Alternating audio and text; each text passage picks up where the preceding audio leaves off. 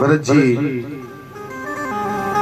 जब चले थे अयोध्या से तो पैदल चले थे, लेकिन माताओं ने कहा था कि भरत तुम रथ पे बैठ जाओ। तो भरत जी रथ पे बैठ गए थे और 3 दिन तक श्रृंगवेरपुर तक भरत जी रथ पे ही बैठे रहे। आज गंगा जी को पार किया, तब भरत जी ने ध्यान दें गुरु जी को रथ पर बिठाया, तीनों माताओं को रथ पर बिठाया, पालकी पे बिठाया, साथ ही अयोध्या के जितने लोग थे वो सब भी अपने अपने वाहनों पर बैठ करके आगे बढ़े। अब भरत जी पीछे पीछे चल रहे हैं। गौ ने भरत पया नहीं पाई, भरत जी पैदल पैदल चलने लगे। क्योंकि ध्यान देना, बोले सीताराम जी महाराज की, भरत जी पैदल पैदल चल रहे हैं। क्यों? राम जी, क्योंकि राम जी श्रृंगवेरपुर तक रथ पर आए थे तो भरत जी भी आ गए, लेकिन गंगा पार करने के बाद में मेरे राम जी पैदल पैदल गए थे, पैदल पैदल गए थे। तो जिस मार्ग पर हमारे श्रेष्ठ चले, राम जी अगर पैदल गए हैं तो भरत कहता है मेरा फर्ज बनता है कि मैं सिर के बल जाऊं, सिर भर जाऊं उचित असमोरा।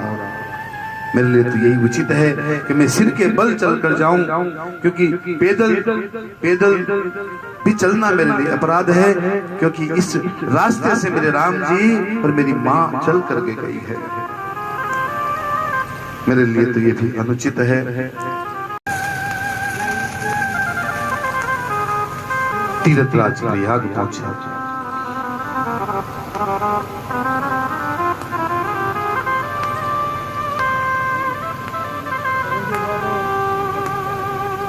तीसरे पैर में पहुंचे। सेवकों ने जाकर माँ कौशल्या से कहा, माँ भरत जी पैदल आए हैं। माँ ने जाके देखा भरत जी के पांवों को, झलका झलकत पाहिन कैसे, पंकज कोस औस कर जैसे। भरत पया दही आए आजू, भैया दुखी सुनी सकल समाज। सिया राम जय जय राम, राम सिया राम जय जय राम। माँ ने देखा भरत पैदल आया है तो माँ आई और माँ ने आकर के भरत जी के पांव को देखा। ध्यान देना, प्रातः काल में जब सर्दियों में ओस गिरती है तो वनस्पति कमल के पुष्पों पर जो ओस की बूंदें चमकती है सूर्य की किरणों से, कमल की पंखुड़ियों पर जो ओस की बूंदें चमकती है, वैसे ही भरत जी के पांव के छाले चमक रहे हैं। माँ ने कहा बेटा बहुत पीड़ा है ना। भरत जी ने कहा माँ तू इन छालों की बात कर रही है माँ, ये तो कुछ भी नहीं है। जो छाला मेरे हृदय पे पड़ा है वो छाला मेरे राम भैया के अलावा कोई नहीं देख सकता, के अलावा कोई नहीं देख सकता। भरत कहते हैं माँ तू बता मैंने कौन सा कर्म बिगाड़ दिया माँ कि मेरे कारण ये हुआ है। लोग कहते हैं माँ, लोग कहे कि ढोंग करत बा दुनिया हंसी उड़ाए, मोर पीर रघुवीर बिना अब कहना पतिया। तो सो चले मन में संत समाज जुटाए, यही देह दी है तू सबके भरत आया। भरत जी कहते हैं माँ ऐसा मैंने कौन सा कर्म बिगाड़ लिया जो मेरे कारण ये उत्पात हुआ है। माँ ने फिर भरत जी को समझाया मेरे बेटा तेरा कोई कसूर नहीं है बेटा, तेरा दोष नहीं है। भरत जी अपने आप को संभालते हुए चले और चलते चलते त्रिवेणी के संगम पर गए। सभी लोगों ने स्नान दान पुण्य किया। भरत जी अवसर पाकर किनारे किनारे एकांत में चले गए। एकांत में क्यों गए? क्योंकि सुना था सकल काम प्रद तीरथ राजू प्रयाग में है। तीर्थराज प्रयाग जीव की समस्त कामनाओं को पूरी कर देता है। कौन? तीर्थराज प्रयाग। ब्रह्मा जी ने यहां पर पहला यज्ञ किया था। प्रयाग तीर्थों का राजा है। ऐसा मार तीर्थ है जो मनुष्य की सारी कामनाओं को पूरी कर देता है। लेकिन ध्यान देना, कामनाएं धर्म सम्मत होनी चाहिए। धर्म सम्मत कामनाएं होनी चाहिए।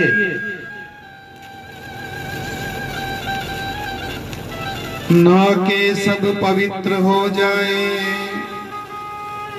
बिगड़े बन जाए काम। गंगा जमुना सरस्वती यहाँ पावन है तिहु धाम। घर गंगे हर हर गंगे, घर घर गंगे गावे हैं नर नार। बोलो जय जयकार मैया की, बोलो जय जयकार। ये दुख का समय है और दुख के समय का ये प्रभाव है। मांग और भीख त्याग निज धर्म। अच्छा भी अपना धर्म छोड़ करके मांगने लगता है। माँ, आज मैं अपना क्षत्रिय धर्म का त्याग करके आपके सामने भीख मांगता हूँ, आप दोगी ना माँ? त्रिवेणी माता ने कहा, भरत मांगिए, मेरे पास पूरा भंडार है। क्या मांगोगे? 4 पदार्थ भरा भंडारा। 4 पदार्थ माने तो धर्म अर्थ काम और मोक्ष, चारों पुरुषार्थ भरे पड़े हैं। मांगो। धर्म अर्थ काम और मोक्ष सब भर पड़ा है, मांगिए, क्या चाहिए? भरत जी ने कहा, माँ जो आपने कहा है ना, ध्यान देना इस कथा पे, इस प्रसंग पे बहुत ध्यान देना है आपको, तो निकल जाएगा ऊपर से। भरत जी ने कहा, सारी दुनिया पीछे पड़ती है धर्म अर्थ काम और मोक्ष के, लेकिन भरत जी ने कहा, मुझे मां ये नहीं चाहिए, ये नहीं चाहिए। क्यों? भरत जी ने कहा, धर्म की रक्षा करते करते मेरे पिताजी चले गए, धर्म का नाम भी मत लेना। धर्म की रक्षा करते करते मेरे पिताजी चले गए, बड़े भैया राम वन को चले गए, मुझे धर्म नहीं चाहिए। तो बोले, अर्थ ले लो। मेरी माँ ने मेरे लिए अर्थ ही माना था। माँ देखो कितना बड़ा अनर्थ हो गया, मुझे अर्थ भी नहीं चाहिए। बोले, काम ले लो। मेरी माँ ने काम नहीं तो की थी कि उसका बेटा राजा बन जाए।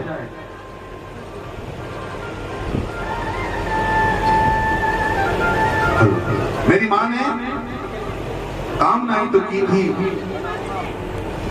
कि उसका बेटा राजा बन जाए, पर देखो माँ, वो बेटा आपके सामने भिखारी बनकर खड़ा है। माँ मुझे काम भी नहीं चाहिए।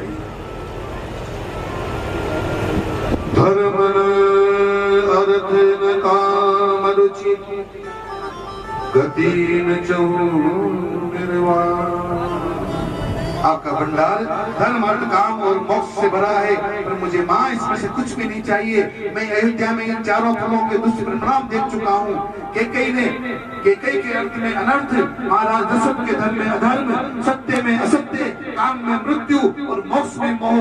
इसलिए मैं चारों को भर लिया। माँ मुझे चारों में से एक भी नहीं चाहिए। इसलिए आपके पास जो भंडार है ना माँ, उसमें से मुझे कुछ भी नहीं चाहिए।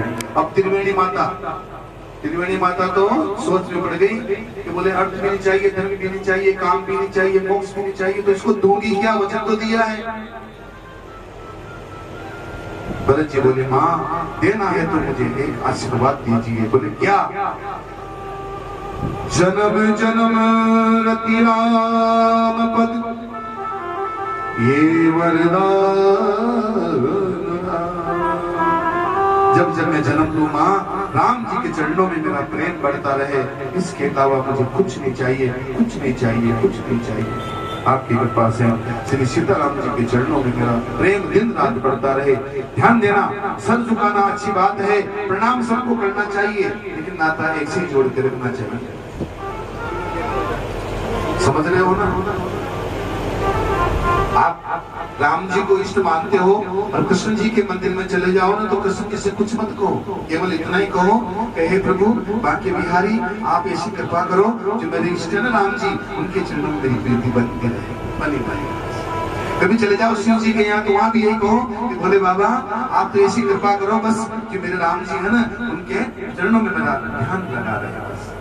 मान लो आपके शिव जी इष्ट है और आप राम जी के दरबार में चले गए, तो राम जी से कुछ मांगो मत, तो यही कहो कि मेरे भोलेनाथ के चरणों में मेरी प्रीत लगी रहे, मेरी प्रीत लगी रहे, बस। केवल एक का ध्यान करो।